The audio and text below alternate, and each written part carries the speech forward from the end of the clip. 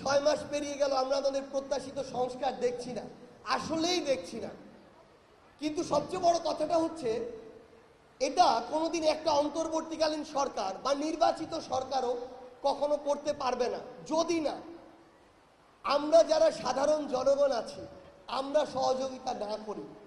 কারণ এই অল্প সময়ে মানে জনগণকে, সাধারণ আমজনতা, তাদের বিশাল একটা অংশকে শুধুমাত্র ব্যক্তি স্বার্থের জন্য যে লেভেলের তোষামদি করতে দেখলাম, এটা আমাদের জন্য লজ্জাজনক।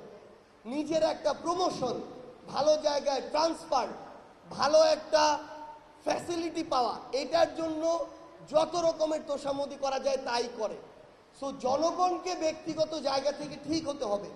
রাজনৈতিক দলগুলো তারা এটা চিন্তা করে না কোন মানুষটাকে আমি চেয়ারে বসলে দেশের ভালো হবে, তারা তার আগে এটা চিন্তা করে যে মানুষটাকে চেয়ারে বসাচ্ছি সে আমার ম্যান কিনা। সো এই যে মাই ম্যানের রাজনীতি, এটা থেকে বের হয়ে এসে কে জনগণের ম্যান কে দেশের ম্যান, এটা রাজনীতি করতে হবে রাজনৈতিক দলগুলোকে। এবং সবচেয়ে গুরুত্বপূর্ণ বিষয় হচ্ছে সরকারকে তার জায়গা থেকে আরো অ্যাক্টিভ হওয়া প্রয়োজন।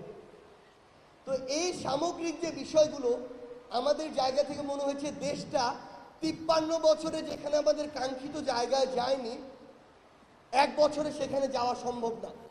সো এই লড়াইটা দীর্ঘমেয়াদী লড়াই। আমরা আমাদের জীবন হারানোর জন্য বা দেওয়ার জন্য ওই জুলাই আগস্টেই প্রস্তুত ছিলাম। সো এখন যদি জীবন চলে যায় এটা বোনাস, কোনো সমস্যা নেই। বাট ফ্যাক্ট হচ্ছে এই লড়াইটা আমাদের শেষ করা উচিত, এই আমানত আমাদের রক্ষা করা উচিত।